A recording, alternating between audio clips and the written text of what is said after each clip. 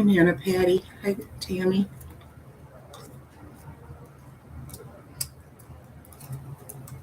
Hey, Moo.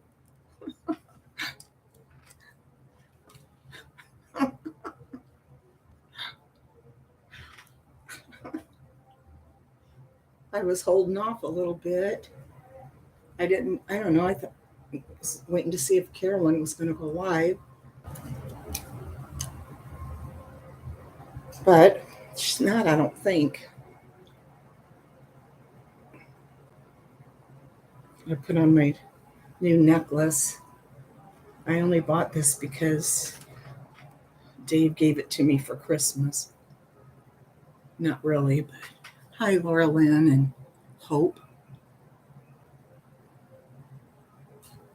I bought this because I've lost my holy metal thing. You know, the little medallion, the charm.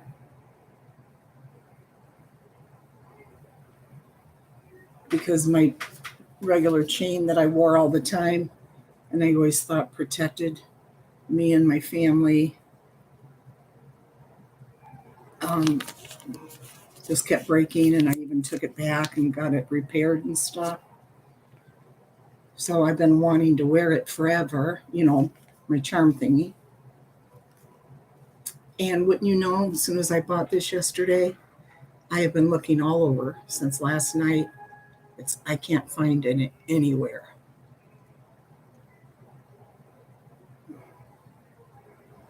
So I'm supposed to be praying to Saint Anthony.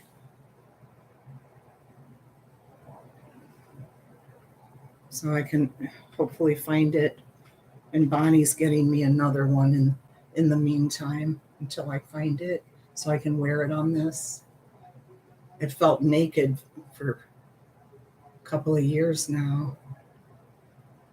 I thought, well, I'm going to put it on and I just plan on wearing it like I always used to.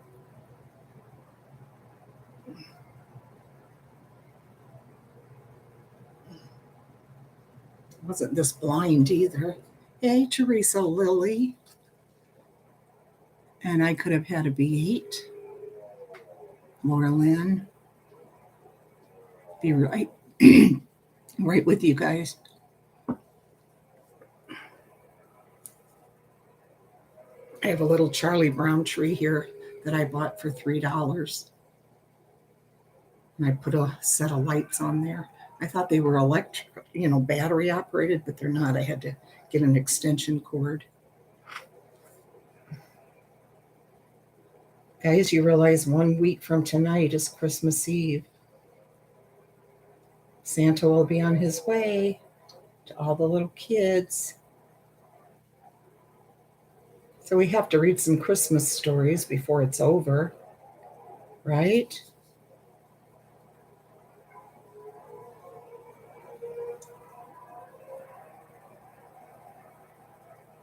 Can you guys hear the TV?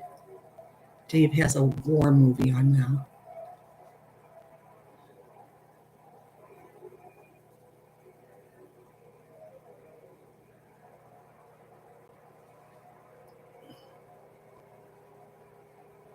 Davida, are you here?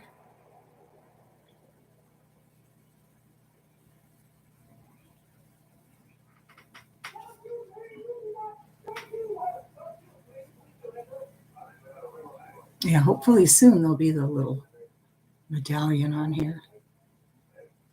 Yes, Virginia, there's a Santa Claus. Yeah, I can find that. Let me find it. I'll look it on my phone. Sure, it'll be on there.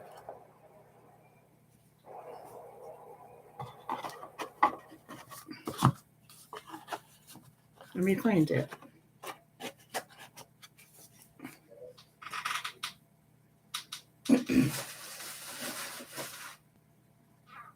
I didn't message Carolyn like I usually do because I figure she might be sleeping or something. Okay, hey, Davida.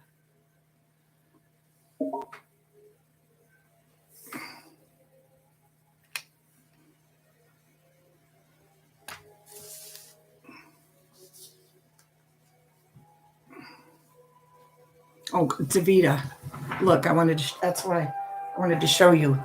See the little tree I made? The Italian crepe paper.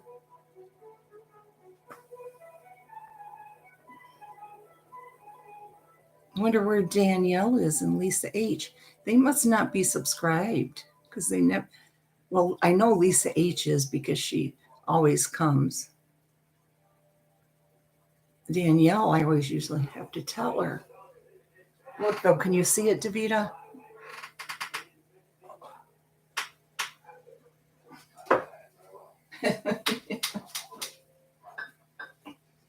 I have it in this cup.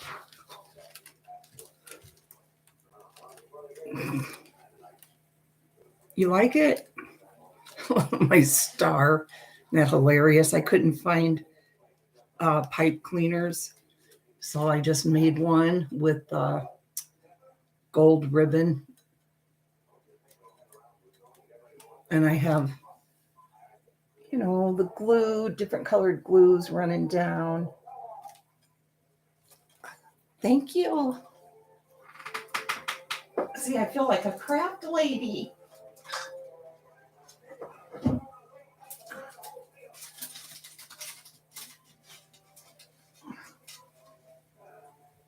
Can't wait to show Carolyn.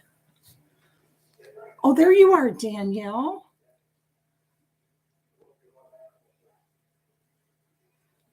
Thank you, guys. Okay. Yeah, let me find that. That is a good one. I haven't heard that in forever. That's always on Prancer. They read that in the movie if you guys ever watch Prancer. I want to watch Christmas movies so bad. But I don't know. I keep thinking it's going to be too sad for some reason this year. But usually when you think that and you watch your favorites, it actually isn't as sad as you think it's going to be. Right? Yes, Virginia, there is a Santa Claus. Please tell me I can read it on here.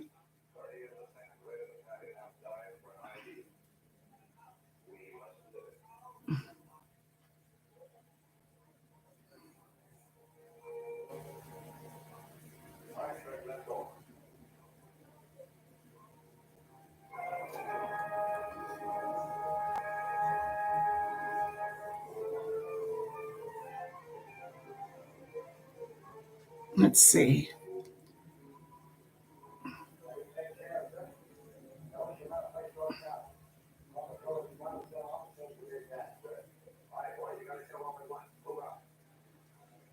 Well, they find.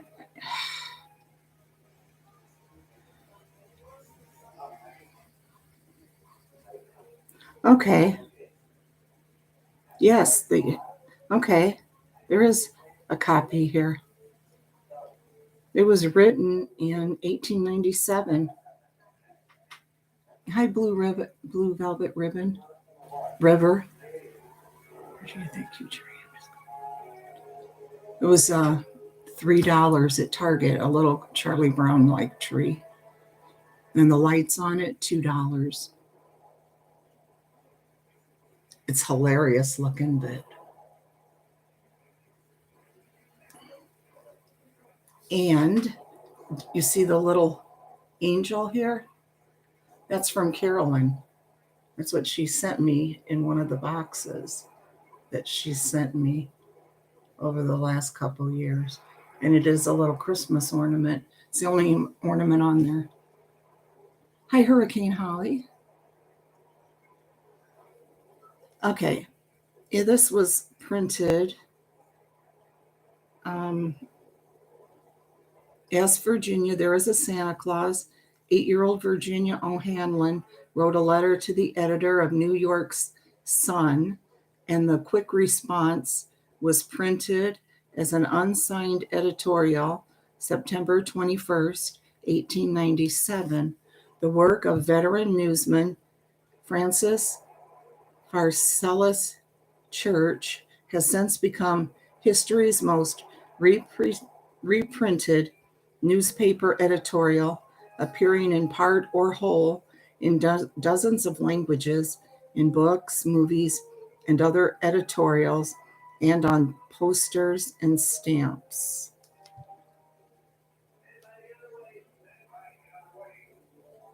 I guess this is the real Virginia.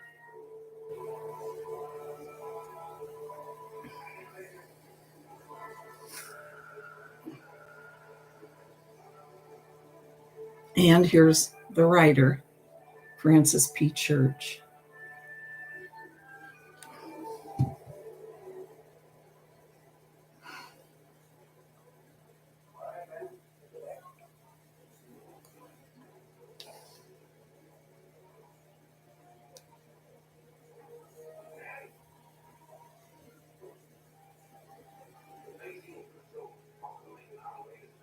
Okay, the editorial. Dear editor, I am 8 years old. Some of my little friends say there is no Santa Claus. Papa says, if you see it in the sun, it's so. Please tell me the truth. Is there a Santa Claus? Virginia O'Hanlon, 115 West 95th Street. Virginia, your little friends are wrong. They have been affected by the skepticism of a skeptical age. They do not believe, except they see. They think that nothing can be which is not comprehensible by their little minds. All minds, Virginia, whether they be men's or children's, are little. In this great universe of ours, man is a mere insect, an ant in his intellect, as compared with the boundless world about him, as measured by the intelligence capable of grasping the whole of truth and knowledge. Yes, Virginia, there is a Santa Claus. He exists as certainly as love and generosity and devotion exist, and you know that they abound and give to your life its highest beauty and joy. Alas, how dreary would be the world if there were no Santa Claus. It would be as dreary as if there were no Virginias. There would be no childlike faith then, no poetry, no romance to make tolerable this existence. We should have no enjoyment except in sense and sight. The eternal light with which childhood fills the world would be extinguished. Not believe in Santa Claus. You might as well not believe in fairies. Hi,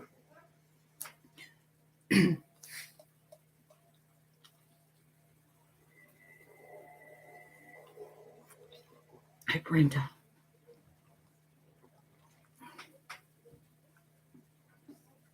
You might get your papa to hire men to watch in all the chimneys on Christmas Eve to catch Santa Claus.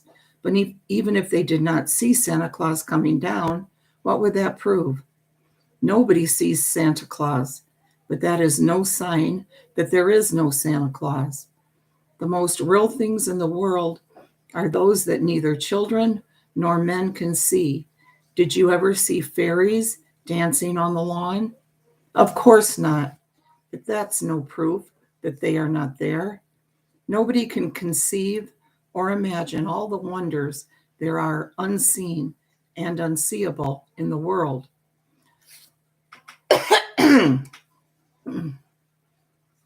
You may tear apart the baby's rattle and see what makes the noise inside, but there is a veil covering the unseen world, which not the strongest man, nor even the united strength of all the strongest men that ever lived could tear apart.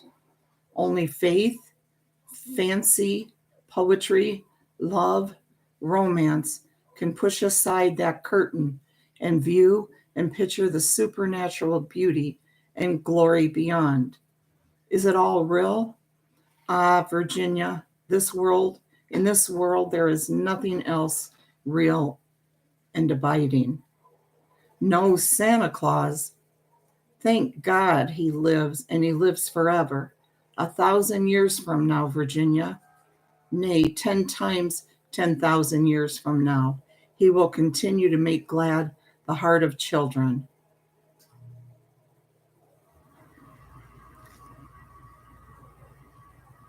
He really wrote a nice article, didn't he?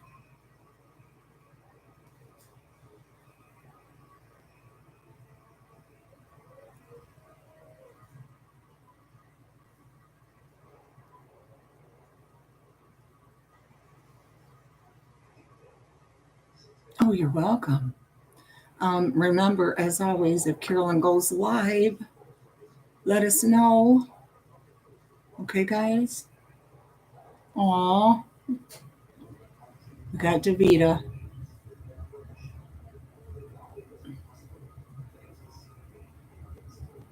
You were with the baby again tonight, little Kaya?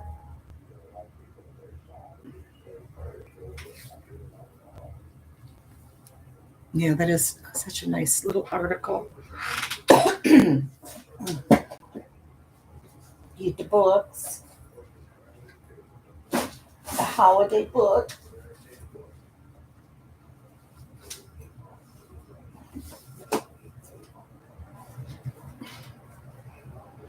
He really was so eloquent, right? Eloquent. What is she now? Is she a month old already? Or close to a month?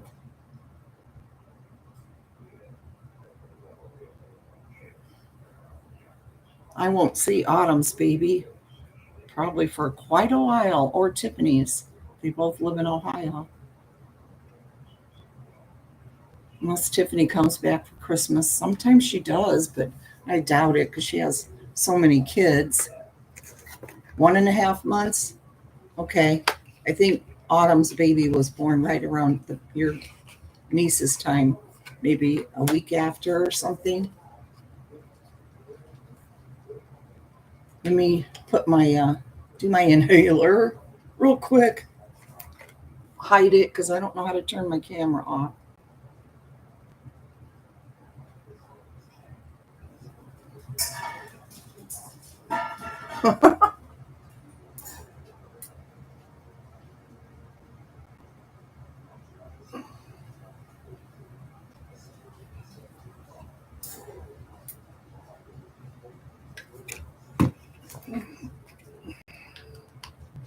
Maybe my voice will get clearer. Hi, tiny tree.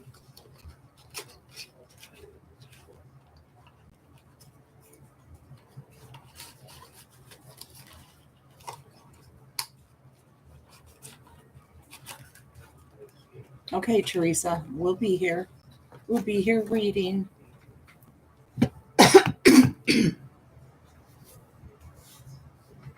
Move this over more by the light so I can see.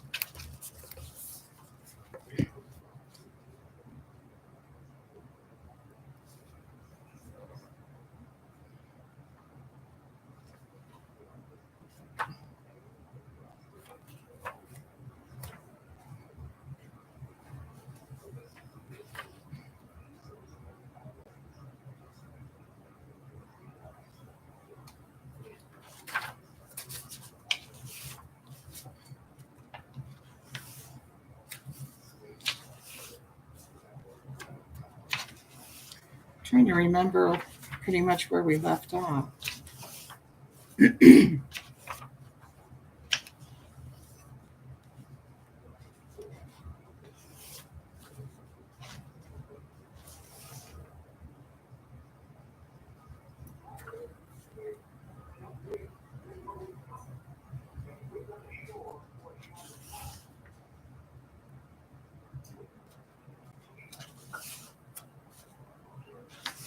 Getting close.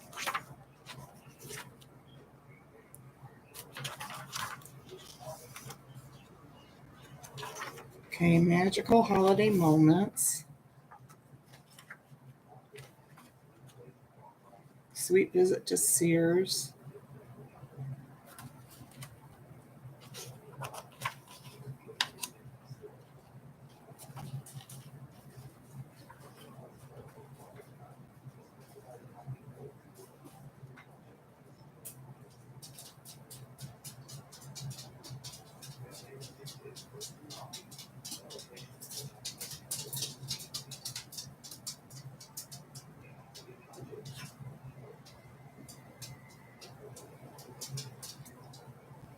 I don't think we read this one. The Richness of Youth, the Sunday school at the Bethel Mission was run by Grace Jepson, who's pictured in the back on far right. Does this sound familiar?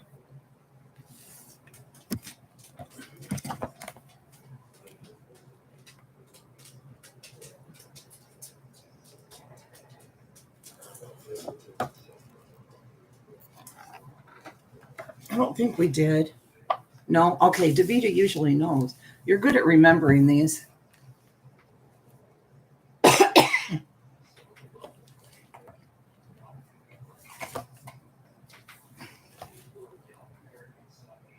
A pageant on the poor side of town held a wealth of Christmas spirit from Richard Steele, Freeport, Illinois.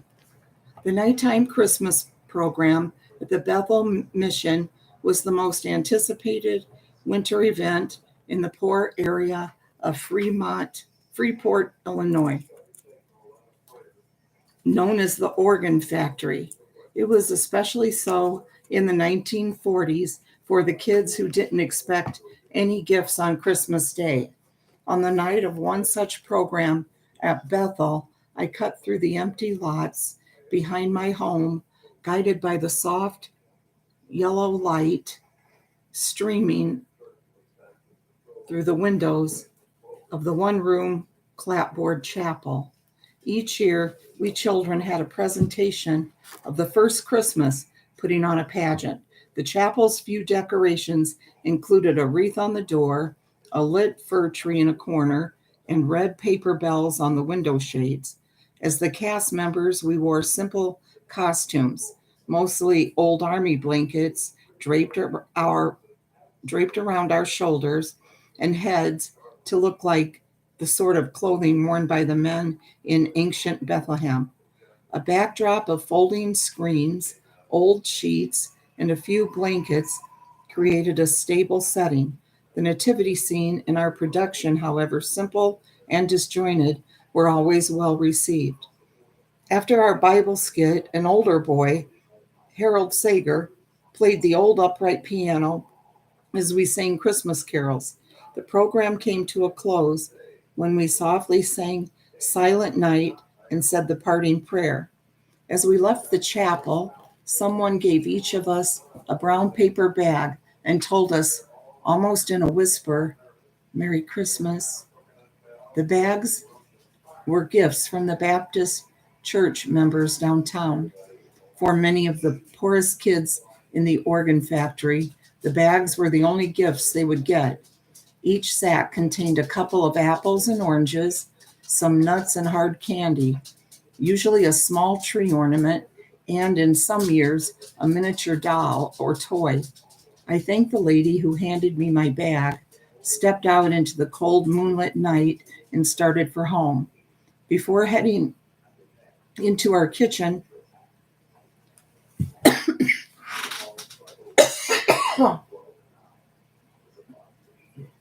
just a minute. Hi, Debbie Brett. Hi, Humpty Dumpty's broken pieces.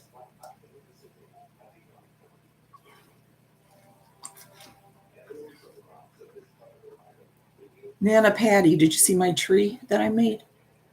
Did you look? Did you get to see it? The Italian crepe paper Christmas tree. I'm like so proud of it, like I'm a kindergartner.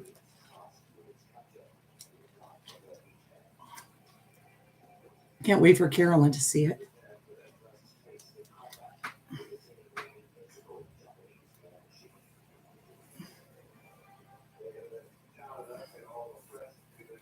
Okay, you're back, Teresa.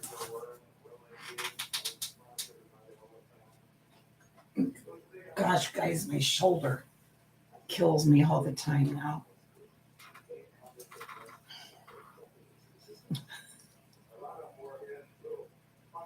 You love it, Nana Patty? I decorated it with colored glitter glue. I'm like so proud. Hi, Shannon M.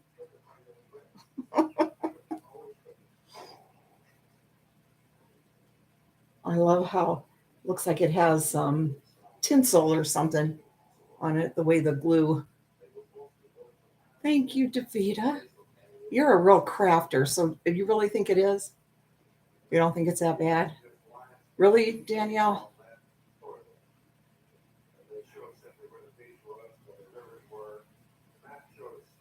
I was almost going to make a thumbnail with me holding it. Hi, Star Marie. Thanks, guys. Thank you.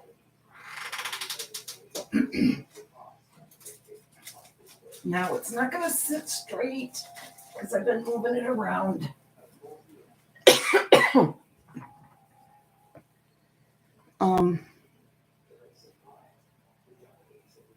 we go. Lying in my bed that night, I smiled as I recalled the evening's events and softly hummed Christmas carols before drifting off to sleep.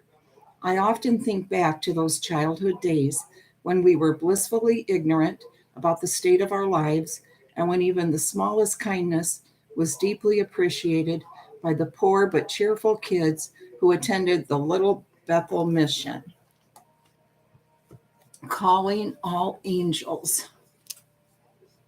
In December 1938, my parents, two brothers, 2-year-old sister, and I were invited to attend a second grade Christmas pageant.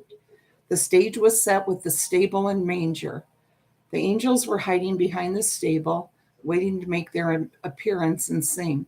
When the music started, the performers entered in solemn procession. When the hidden angels stood up, my little sister burst out, "Ha ha, I see you." Everyone started laughing. The teacher was not happy, and the performance had to begin again. Mother was mortified and quickly took my sister out from Beatrice DeMille, Escondido, California. Relatively angelic. Our son Seth was 7 when he was cast as an angel in our Sunday school Christmas play. Tinsel was woven into halos, and old junior choir robes became flowing angel gowns. Helping Seth into his costume, I noticed something inked in black inside its collar. To my surprise, it read Carol Sherman, my maiden name. I had worn that robe over 30 years before. As the children marched in, one of the angels winked at me. I still recall that Christmas coincidence and smile. From Carol Carpenter, Mount Vernon, Ohio. Good, I'm glad you're getting put to sleep. Relaxes me too to go to sleep. Holiday thrills. Up, and away. My hometown of Calamasa, California, had its own brand of Americana, especially at Christmas. I remember one holiday season in the late 1960s when Santa Claus jumped out of a helicopter with a bag of candy. I hadn't believed in Santa for quite some time, but I thought the stunt was a marvelous idea. The very thought of someone as crazy as I was and totally willing to prove it had enormous appeal for me. So I dove headfirst in the front seat of my dad's faded Plymouth, and we headed out to the landing zone. When we arrived, kids were already forming a line around an empty field. All those small faces looked up, searching the chilly December sky for the arrival of our hero. When the helicopter finally appeared, we could see Santa's beard flapping furiously in the turbulent air through the side of the craft. When the helicopter reached the necessary altitude, a brave young man in a red suit stepped out onto its landing skids. A hush fell over the crowd. An imaginary drum roll started in my head. When Santa leaped, the parachute blossomed and started its descent. But before long, it became apparent that St. Nick and his sweet cargo were drifting dangerously off course, well away from the drop zone in the center of the empty field. We started guessing where he was going to land. My father told me to look away as Santa helplessly floundered toward the power lines, but I peeked anyway, and he blew past. Gosh, could you imagine? Oh. Then he disappeared from view nearly a block away. Parents gave hot pursuit, hopping over fences and running through backyards. According to some accounts, our wayward Santa was found distracted and entangled in some rose bushes, wrestling with the plant's long thorny arms. Santa and his candy were retrieved, and in the end, we all had a good time. I would like to thank Mr. Claus for a priceless childhood memory from Gordon Forbes, Calamasa, California.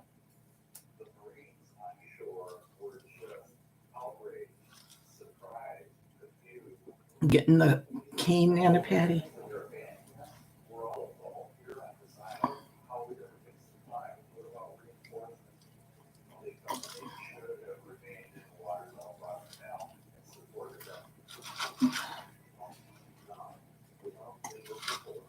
Sorry, guys.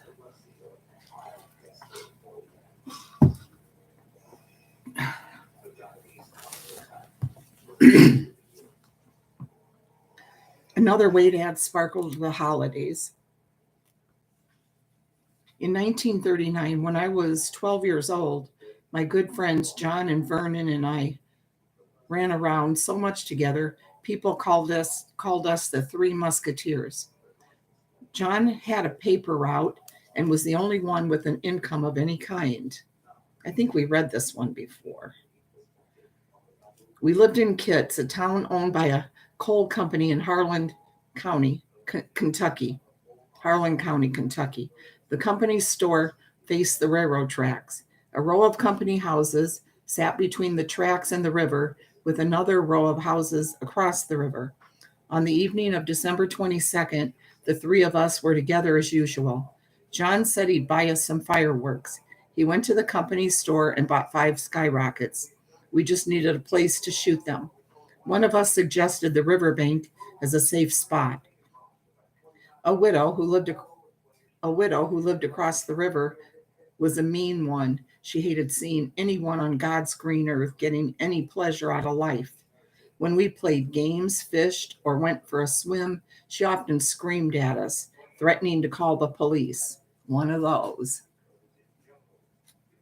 John set up a forked stick so we could point the skyrockets up for vertical shots. He had shot 2 of them and was in the process of lighting the third when the widow flung open her back door and yelled, "I'll call the police if you light one more of those things." John jumped up, tripped, and knocked the stick down. The skyrocket took off straight across the river, through the widow's backyard, across her porch, between her feet, and right into her house. In about 1 second, that was the best lit up house in all of Kentucky. The lady turned in her doorway at about the same time her big hound dog came flying through it in the other direction. Down they went, along with 2 big old cats that must have thought it was time to abandon ship. With all the screams from the woman, the dogs, and the cats, the 3 musketeers decided to hit the trail, hoping no one had seen us in the dark. Thankfully, no one was hurt and the house didn't burn. The coal mines closed years ago. People moved away, and most of the houses washed away in a flood. The river and the memories of the good old days are about all that are left. And every December 22nd, I remember the night of the wild skyrocket by Wash Estel Ketron, Kemp, Texas.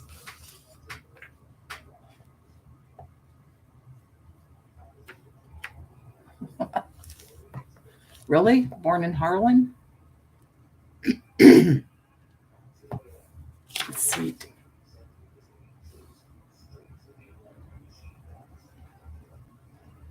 Here's one of those Daredevil Santas. This was in 1967. The picture there. Hi, Annie B. Hey, Frida.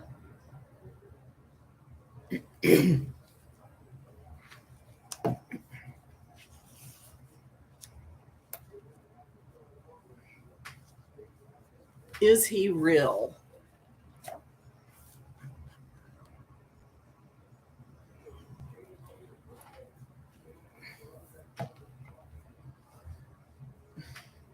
The man with all the toys. I was 8, and my sister Martha was less than 2 years younger, and we loved Christmas and Santa Claus. Our parents went to great lengths to keep the magic of the Christmas season alive. Our home was always completely decorated from top to bottom, even though our family was on a limited budget. Each year, we would have an early visit from Santa Claus. About a month before Christmas, our nicest dolls, doll beds, and table and chair set would disappear. Santa would always leave a note explaining they were being taken to the North Pole so the elves could repair them for us for Christmas. Sure enough, each Christmas Eve, the furniture would be under the tree with a new coat of paint, new clothes for the dolls, and even new mattresses for the doll beds. We never doubted for even a moment where they had been. This practice was repeated every year. In 1942, Mama began renting out some of the rooms in our house in Baltimore, and they had to be kept neat and ready for guests. We were never allowed to go into the spare rooms to play. About a week before Christmas, we were fooling around upstairs and ran into one of those rooms without thinking. What a surprise it was to find newspapers all over the floor and our furniture and dolls being painted and fixed up. At first, we were afraid to admit we'd gone inside the forbidden rooms, but we just couldn't keep this kind of news to ourselves. We excitedly told Mama what we had found. Without a moment's hesitation, she replied, "Oh my gosh, Daddy and I have been hearing some strange noises and thought it was just this old house creaking." Oh, she came up with a good one. Another drink. Annie B, that's cute. Hi, whisper to me.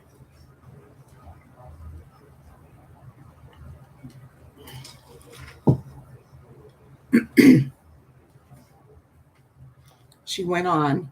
Santa probably didn't have time to take them with him and has been sneaking back in here with his elves and fixing them. Our eyes were as big as saucers. We believed her. Then she added, "But you can't let anyone know that you found out, or you'll spoil his surprise."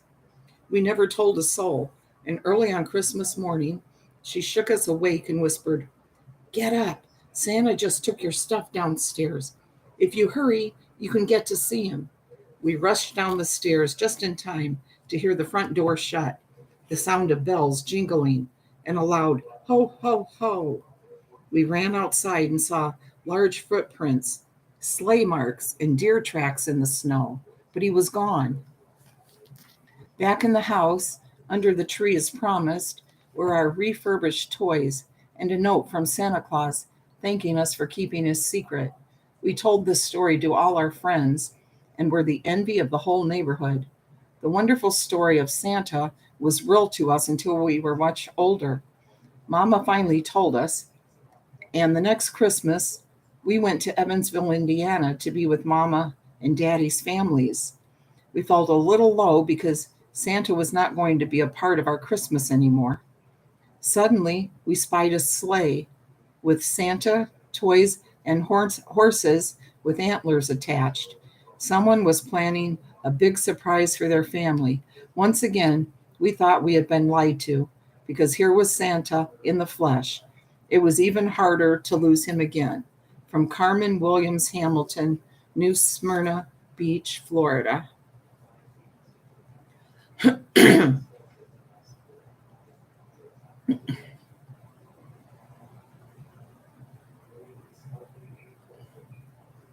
The Santa scheme. Christmas was just around the corner, and there was a problem brewing. I was 9, and the way I saw it by then, the notion of Santa Claus had as many holes as the fenders on the neighbor's 1935 Ford. It was just after Thanksgiving when my mom turned up the heat by asking me, "Have you written your letter to Santa yet?" I did all I could to wiggle around the subject, but the fates were against me. I was back in school only a couple of days when I got sick. Not a little bit sick, but the nun had to send me home kind of sick. Mom worked for Ma Bell, so it was up to Grandma to nurse me back to health. We had moved in with her after my mother divorced. During a game of Go Fish, Grandma asked me if I felt well enough to write my Santa letter. I replied, "Do you have any fours?"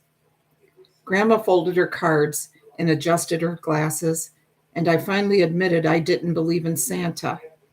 My grandmother had raised 9 kids, so this was old hat to her. "And why do you feel that way, may I ask?" I began to fidget. "Well, geez, Grandma, there are a gazillion people in the world, and that means there must be a gazillion times 2 kids. How can one person deliver toys to all those kids in one night?" After a moment or two, she explained, "Remember, Santa is an elf, like a fairy, and fairies can use magic. The elf part I could buy, but a fairies were really tiny with wings. My mother had taken me to the A&S department store every year to see Santa, and he was as big as a linebacker with no wings in sight.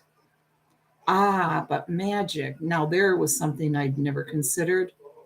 To lower the heat, I said, "You're right, Grandma. Maybe I should write that letter." I had to hedge my bets. What if I were wrong? So I came up with a plan that would either prove the existence of Santa or ruin my entire Christmas. I hadn't yet said a word to anyone about the one toy I really wanted, the ideal fighter jet.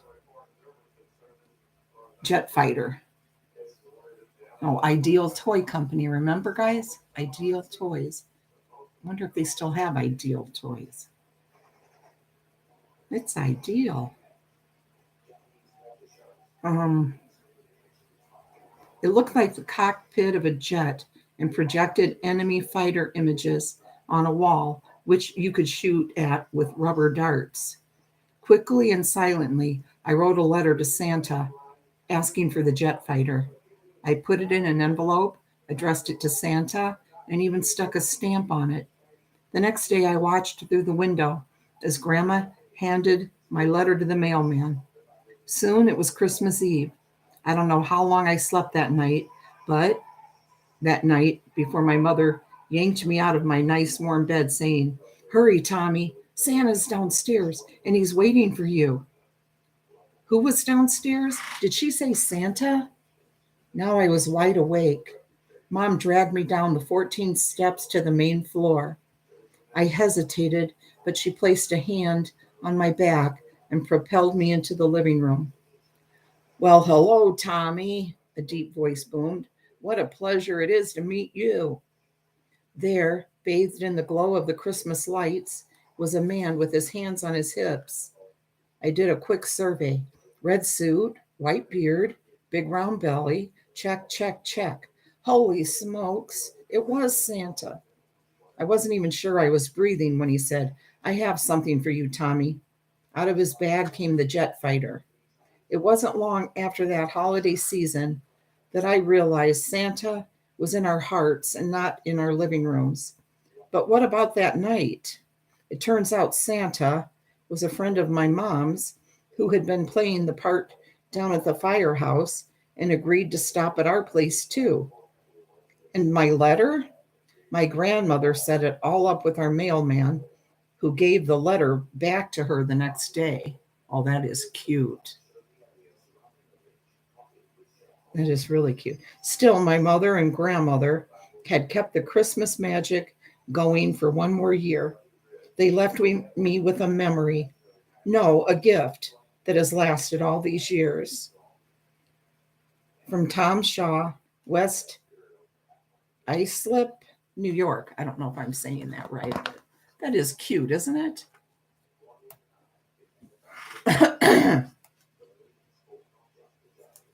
Another drink.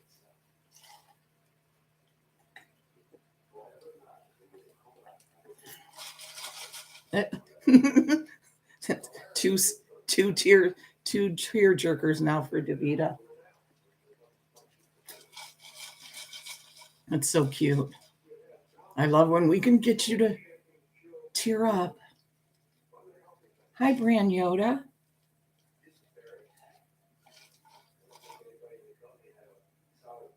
I saw you earlier in Carolyn's Happy Mail. Hi, Lisa H. My boo.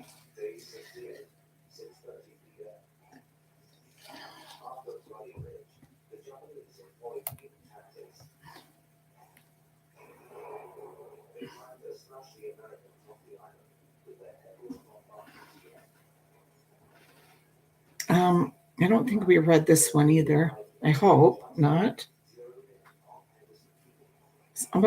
They're all kind of running together, but I really like them. And these magazines that I already have, a lot of those same stories are in these specials. Unky Bobber's Christmas. I don't think we read this one, Unky Bobber's. It looked like a bomb had gone off under the tree, and that was before the family opened their presents. From Jerry Davis, Prescott, Arizona. Jerry with an I, so it's a girl. Oh, yeah, Snow Bunnies. The author and her Unky Bobber enjoyed a snowy day in Coventry, Connecticut in 1945. 2 Christmases after Bobber, also known as Robert Minor, got into some mischief and made for a memorable holiday. Oh, they're cute little kids.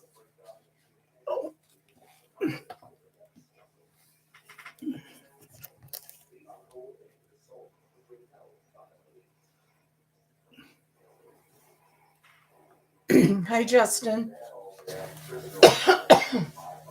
Where are you guys finding these green hearts? I tried to find the green heart, and I don't think it was that kind of green. During Christmas time in 1943, Mother and I were living with my grandpa and grandma Minor in Coventry, Connecticut. The whole family was praying that Uncle Tom and Uncle Ed, both stationed at the naval base in New London, Connecticut, would be able to make it home for the holidays. She was on tonight. Well, yeah, you were there in the live tonight, and haven't heard anything else. 1-year-old Lisa. Oh, my mom would have been 5. See, I have to use my fingers. I imagine she's about the same. I haven't bothered her or Jimmy for the last, since that live,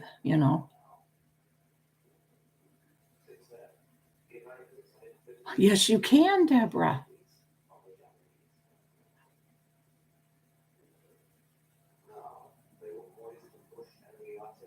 I know, Lisa. It's even harder now, isn't it? Yeah. Deborah, remember, I have chat. I have Nightbot. Right? Danielle was number 1. And then the next time I looked, S. Sparks was number 1. And I'll look after this.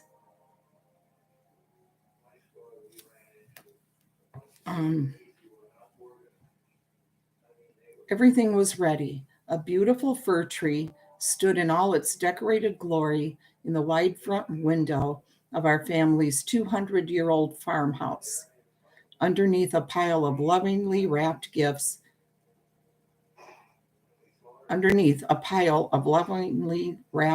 was growing daily, and our stockings were hung on the fireplace mantel.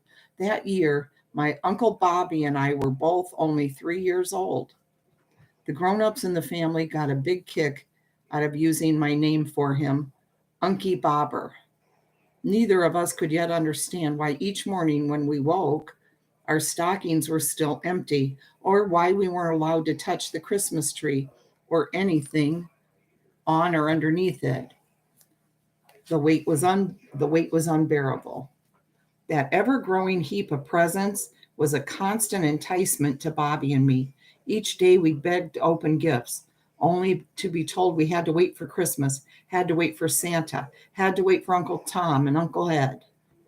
We were shooed away from the tree so often that the exasperated grown-ups finally closed the living room door and warned us not to enter until Christmas.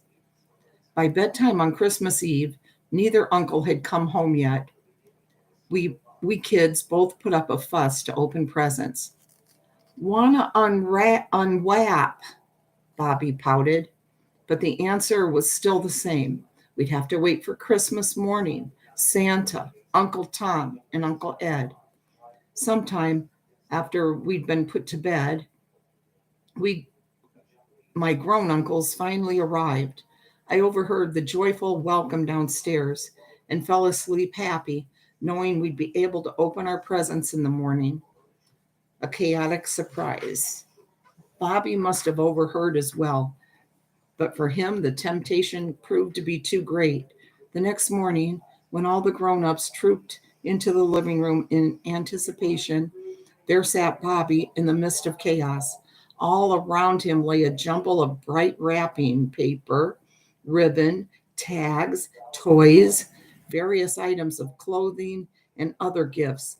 Nearly every package had been torn open and its contents strewn about. There were shocked gasps. Oh no, Bobby, what did you do?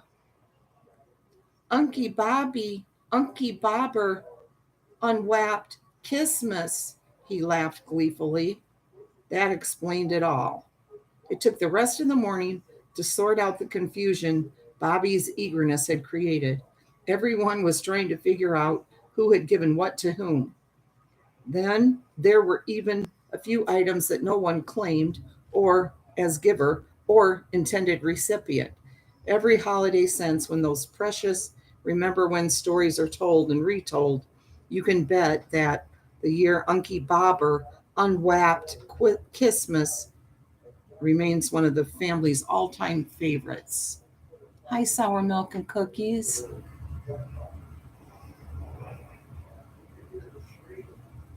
Don't control.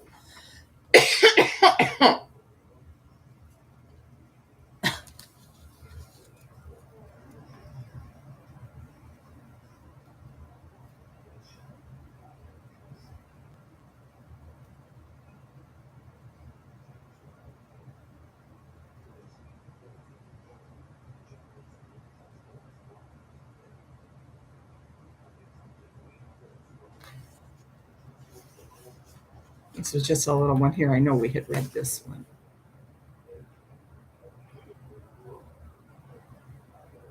Here's a picture of their gifts were few, but these kids cherished what they received on Christmas morning in 1930.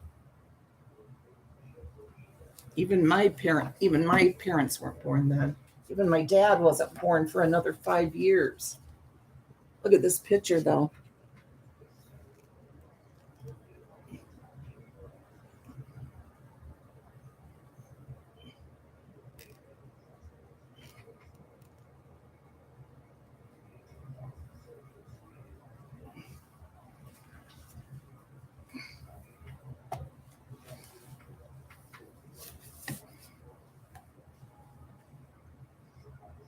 That's a pretty tree.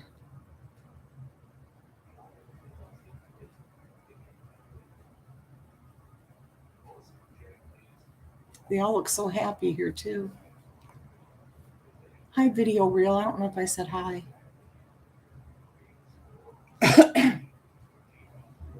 This one is called Never Fear, He Was Here. How would Santa Claus know my brother and I lived in the house on 61st Street in Milwaukee if we weren't going to be there on Christmas Eve?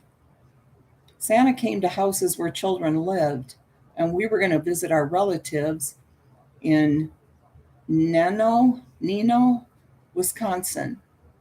I was 4 years old, and my brother was 2 that Christmas Eve. As we walked to the streetcar that cold night, the snow crunched beneath our boots, and my anxiety increased with every step. But my parents seemed unconcerned as we boarded the streetcar that would take us far from home. I fell asleep on the way to the farm homestead where my mother was born and my grandparents still lived. After being greeted, kissed, and hugged at the kitchen door, we were trundled off to bed. Later that night, our cousins woke us up and took us to the adjoining bedroom where the light from downstairs came in through the floor vent. Kneeling and looking down, we saw Santa and Aunt Annie trimming a Christmas tree. I whispered, "Where is Uncle John?" "He's sleeping," my cousin replied. "Can't you hear how loud he's snoring?" Uncle John's snoring was infamous, and my imagination supplied the familiar sound. Then we tiptoed back to bed. On Christmas morning, the house filled with aunts and uncles and more cousins. Grandmother stuffed an orange, cookies, nuts, and hard candies into shoe boxes for my brother and me. It was some consolation for missing Santa. We went home that evening, clutching our boxes. Would they be our only gifts? My brother and I should have known better. When Daddy opened the front door, we looked in amazement at a beautiful tree with toys underneath. We each got a tricycle and a top that spun when we pushed down the handle. Puzzles, crayons, and coloring books added to the display. How did Santa do it? We had seen him last night. How could he be in so many places at once? I couldn't believe it. I asked my mother how it was possible. Mother said it was magic. Magic indeed. It took the form of our loving Aunt Lizzie, who lived with us. While we were on our way to the country, she took the tree and trimmings out of the shed, along with the presents, and put everything together. Then she took a later bus and was at the farm when we awoke. How tired she must have been. That Christmas, I learned that Santa Claus is another name for love. By Shirley Mary Brooks, Bradenton, Florida.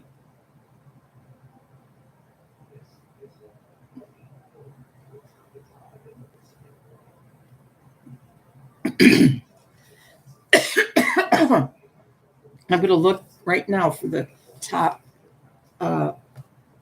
chatter. I don't know why it doesn't show, though.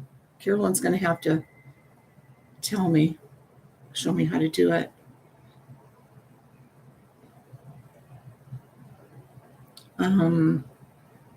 Let's see.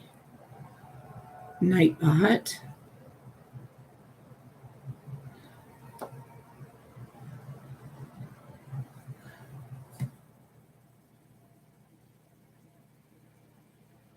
Here we go.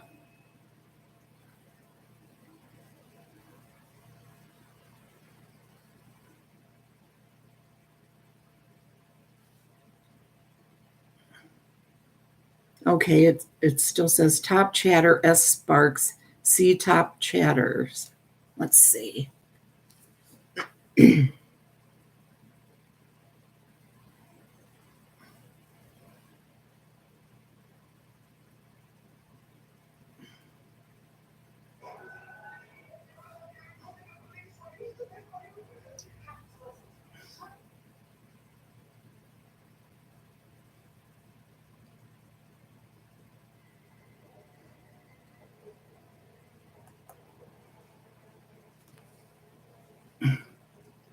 It showed me a whole list before.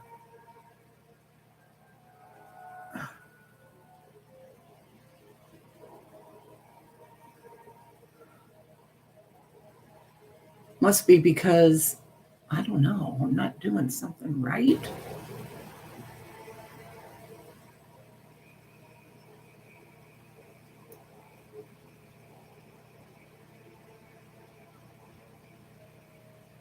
Oh, wow. See, right now it's showing December 19th, display name Kelly B.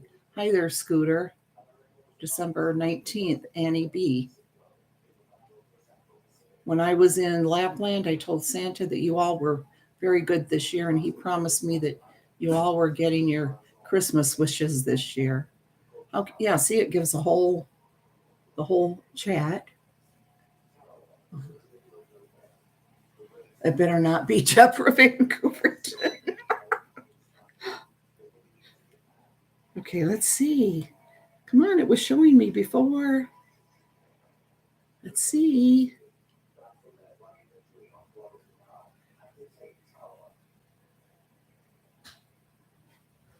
It's timeouts, 60 of them. From the 12th to the 19th, there's been 60 timeouts. There's been 8,059 messages. Come on, let's see these top chatters. Here we go. Here we go. Got them. Last time Carolyn was number 3. Okay, number 1, S. Sparks. Number 2, Whisper to Me. 3, Danielle C. 4, Alicia B. So she's not even here tonight. Top fatter, I hear you there. 5, Help Me Rhonda. 6, Henny. 7, Burnt Hot Dog. 8, Nurse of All Trades. Brent Levere, number 9. Davita, number 10. Cubia, number 11. Captain Lee Fan, 12. 13, Mimi. 14, Debbie L. 15, Robin Lane. 16, Debbie Brett. 17, Shelley Ellis. 18, Tracy Kloss. 19, Kevin Leonard. 20, MD. And then 21, Felicia Lewis. 22, Michelle Oriold. 23, Ravenkind. 24 is Mike. And 25, California Thunder. Deborah, you're not even on here.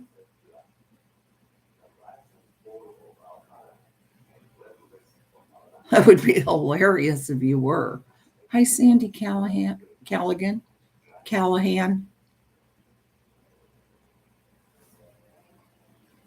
Carolyn, if you're listening, could you put a 1?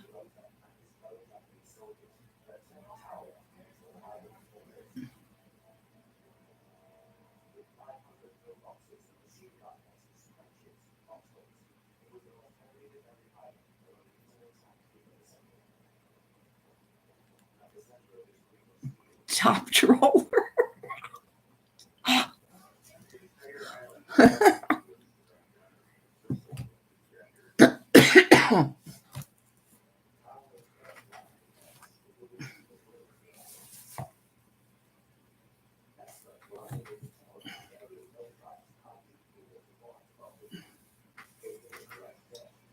Just a minute and I'll read a couple more.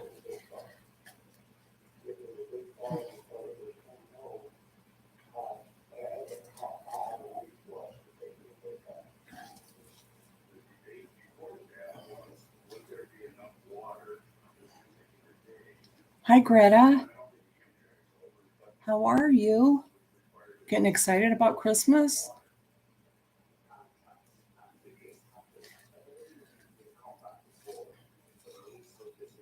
I'm glad you're watching.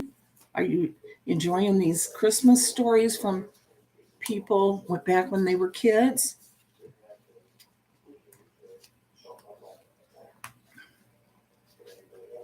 Hi, Sharon Chow. I hope she's snoozing too. Hey, Brent. Just sharing some Christmas stories, because it's going to be over soon before we know it. And I didn't pay for this book not to use it. You know what I mean?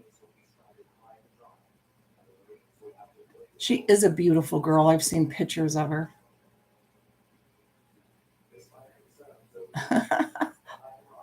Oh, I figured you would be excited for Christmas.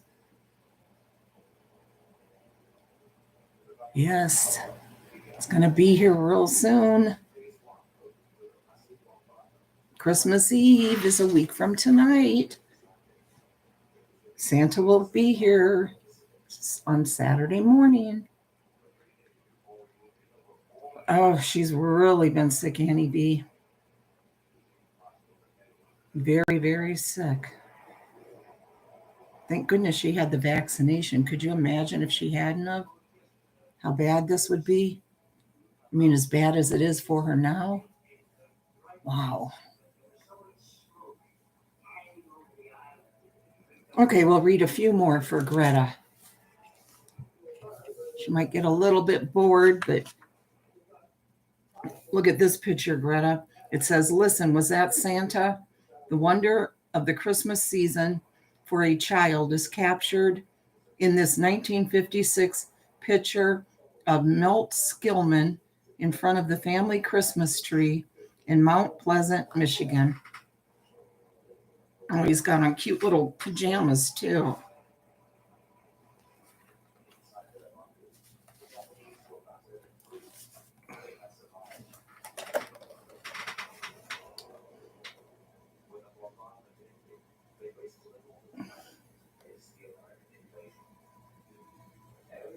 Hard to see it. Got a fuzzy picture and everything, but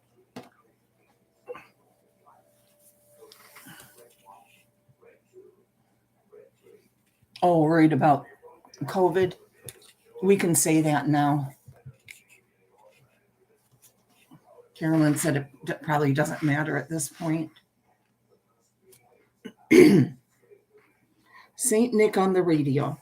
I'll never forget the thrill of hearing Santa's booming voice one snowy night before Christmas, especially since that voice came from our radio.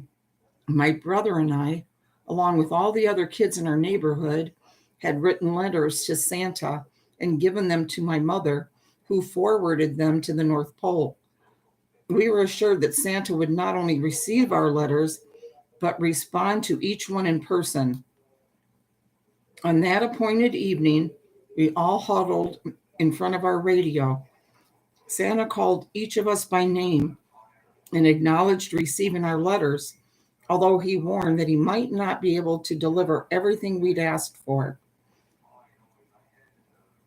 When asked if we'd been good, we all nodded vigorously. We were so caught up in all the magic that we forgot Santa couldn't see us, or could he? Years later, I found out that my father, an electronics buff, had played Santa for us. He hooked up a microphone to the radio speaker and talked to us from the cellar, where he read our letters with a flashlight. My mother told us, laughing, that she thought he was just as nervous and excited as we kids were that night, from Beverly Shirish, Bonita, California. Oh my gosh, this story right here, I wish Bonnie was here. Burnt hot dog. This is from the town they have their lake house in. I won't say the town, but it's in Michigan. And wow, it's so funny because that's such a tiny little place. Greta, are you still here? I wanted to ask you if you still believe in Santa. I hope you do. I hope you believe in Santa Claus because he is real. I still believe in him. I always believe in Santa Claus.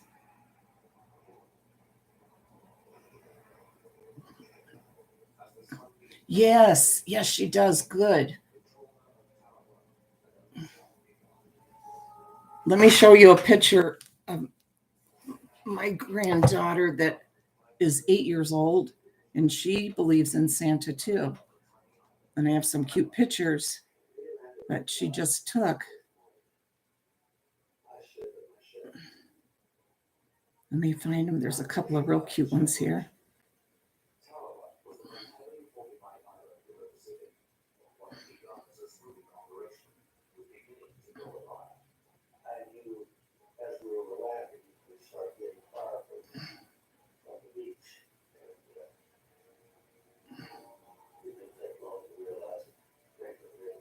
Okay, where'd they go?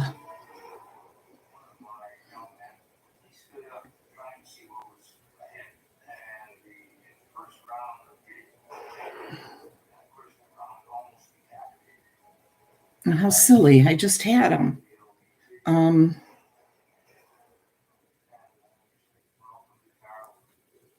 me just a second. I know I have them.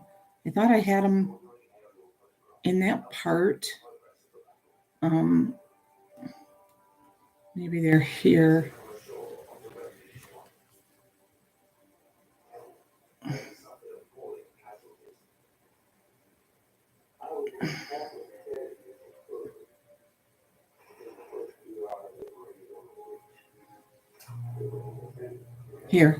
Here's a couple.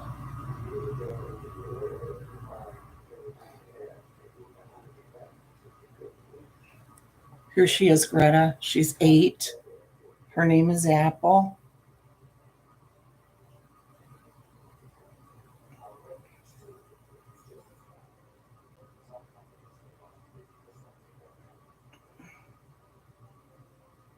And here's one more.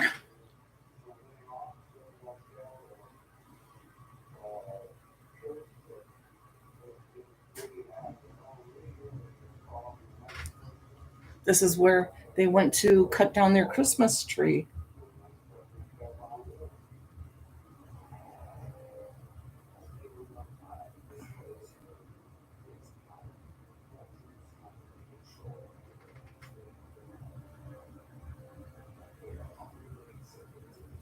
Oh, okay. So did you get to see Apple?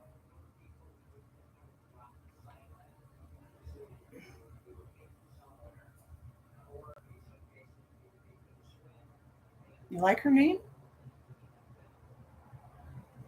I wish she could meet you and be friends with you. She's such a nice little girl, just like you are. I've never met you, but I know you're a nice little girl. Okay, this one is called Magic Footprints. This is from Bonnie's Lake House Town in Michigan. I remember one particularly magical Christmas morning during my childhood in Kalamazoo, Michigan. That's not her town, but we do go shopping there. In the 1960s, my younger siblings and I jumped out of bed and rushed downstairs. To our amazement, we saw big white footprints across the living room right up to our Christmas tree. Our dad explained that Santa's boots had magic Christmas snow on them, and that no matter where the jolly old man went, the snow would never melt. He also said he'd heard Santa's reindeer stomping their hooves up on the roof. I knew he was trying to convince us kids, especially me, that Santa Claus did exist. I was almost ready to believe in Santa again. But being the oldest, I was suspicious and put my finger in the magic snow. It tasted strangely like flour. I kept Dad's secret and didn't tell the others that Dad had stepped in the flour and walked across the floor to keep the magic of Santa alive for his children. But then I looked out the window and then I saw Santa and his reindeer flying off of our roof up into the sky.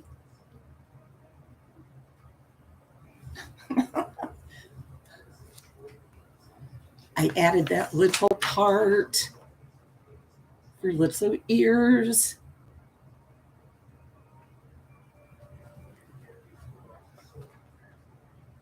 Thanks, Davita. Short Pants Santa.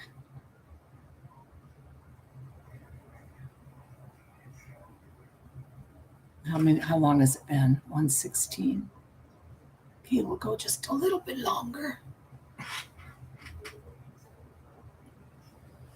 Christmas was always exciting at our house in Lafayette, Indiana. Wait, maybe I read this one.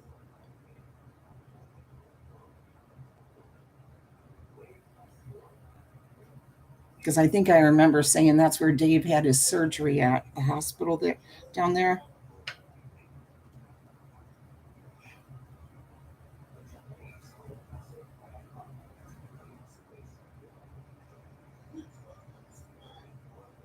Maybe not. Okay.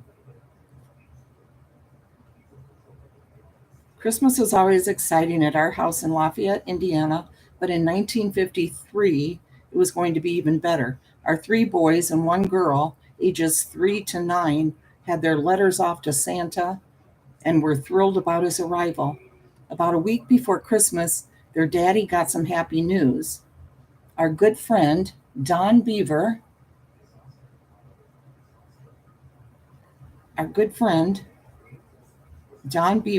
who'd been the best man in our wedding, called to say he rented a Santa Claus suit to surprise his brother's children. She had a Happy Mail video earlier, and she sounded really weak, but at least she was up for doing it, for doing the video. You can hear her voice, and she's sitting down for most of it. But that's a good sign. She's on the mend, on the mend, not on the men. Don, who had no kids and was close to our 4 kids, said he would be glad to come to our house too. We'd keep the kids up on Christmas Eve for a real encounter with Santa Claus. Don said he'd arrive about 9 p.m., and we agreed to put the toys in pillowcases behind the shrubbery by our front stoop for him to find. We put flashing lights on our shrubs. With the tree in our picture window, all was lovely. To complete the scene, it began snowing December 23rd, and it didn't let up until 4 o'clock on Christmas Eve, leaving pretty 3 and 4 foot drifts. But soon the city plows were out, and the main streets were closed for traffic and Santa. After supper, we dressed the kids in their pajamas and let them stay up late and watch the holiday shows on our new television. Soon we were all settled in, not for a long winter's nap, but for a longtime friend to arrive in his red and white suit. It turned out to be a much longer wait than we anticipated. 9 o'clock came and went. Our 2 youngest fell asleep on the couch, so we gently picked them up and tucked them in their beds. The 2 older ones sat up with us, sleepy-eyed with quizzical looks on their faces. We figured the blowing snow had delayed Don, but we learned later that we weren't the only ones on Santa's schedule. Don had offered his kindness to others, too. We'd never known him to imbibe much, but in the spirit of the holiday, he was offered a drink at most stops and did not refuse. Finally, near 11 p.m., we heard Santa outside calling, "On Dasher, on Dancer," and then silence. My husband sprang from his chair to see what was the matter. It turned out Don had either fallen off the stoop or slid and landed headfirst in the snowbank behind the shrubs. My husband helped him find the shoe he'd lost and picked up all the scattered toys. When Santa finally appeared in our doorway, he was a mess. The rented suit was too short, with pants barely below his knees. He was trying to empty his shoe of snow and get his foot back in. The crooked beard and wet, wrinkled suit only added to his eccentricity. As a finishing touch, he was wearing a pair of blue and white argyle socks I had knitted for him the previous Christmas. We made his visit as short as possible. The boys' mouths were hanging open as they stared at this character who was ho-ho-hoing all over the place. We very politely helped Santa out the door in hopes the boys would not smell his breath. We put the wet toys under the tree, then hustled our sons off to bed. Before he fell asleep, our 7-year-old called out to us. I wonder how old Short Pants Santa got Don Beaver's socks. What a night.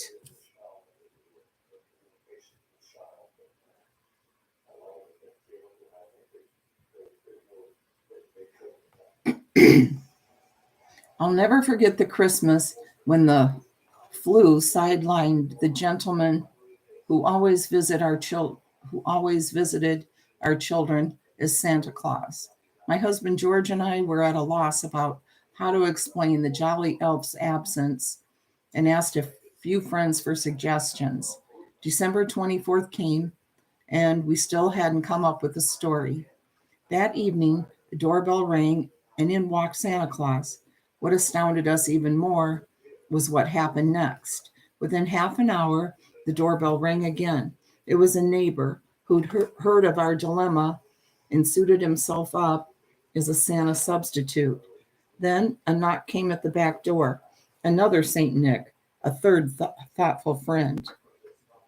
The kids were thrilled to have been visited by Santa and two of his helpers that Christmas Eve. We were deeply touched to realize what wonderful people there are in this world, from Evelyn Falk, Hales Corners, Wisconsin. And here's a picture, St. Nick's footprints. When our youngest Jimmy was 5 in 1966, he was having doubts about the existence of Santa, says Mel Telowian of Tumwater, Washington. So my wife and I made footprints from ashes on newspaper on the hearth. It worked.